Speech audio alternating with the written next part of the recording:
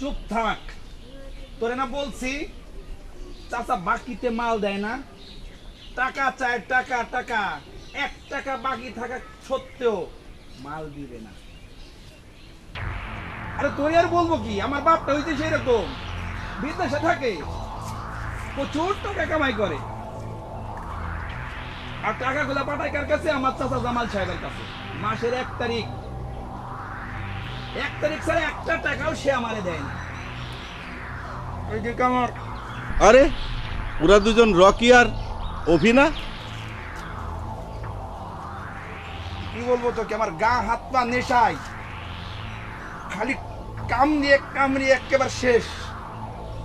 তোকে বলে বোঝাতে পারবো না কি কষ্ট আমি এখন যন্ত্রণা উপভোগ করতেছি। বুঝতে পারছি রকি, তুই আর আমি কিছুই করতে পারব না, যা করা এইটাই করবো।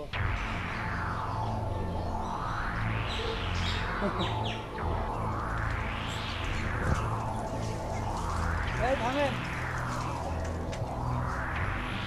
কথা কম, যা বলি তাই কর, পকেটে যা টাকা আছে বের করে দে, নাইলে কিন্তু একদম টান দিয়ে দেবো। বের কর, আরে বের কর। বাবারে, আমি হুজুর মানুষ, আমি সামান্য বেতন পাই, তা দিয়ে আমার চলে না। বউ ছেলে মেয়ে যদি না খেয়েছে, টাকাগুলো তোমরা নিও না বাবা, টাকাগুলো তোমরা নিও না। আরে বউ ছেলে মেয়ের কথা পরে চিন্তা করো, আগে নিজে বাঁচার চিন্তা করো। যা আছে তা দিয়া দেও।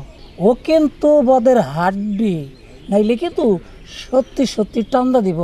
কর কর, বের কর বের কর বের কর বের কর, নালে কিন্তু টান দিয়ে দেবো। যা যা যা যা যা যা যা যা যা।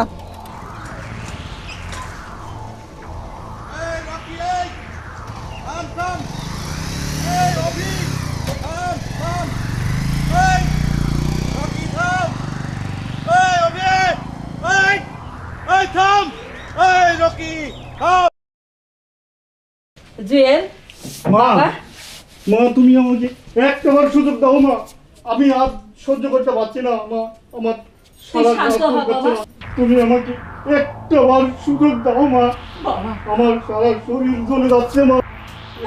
চালা।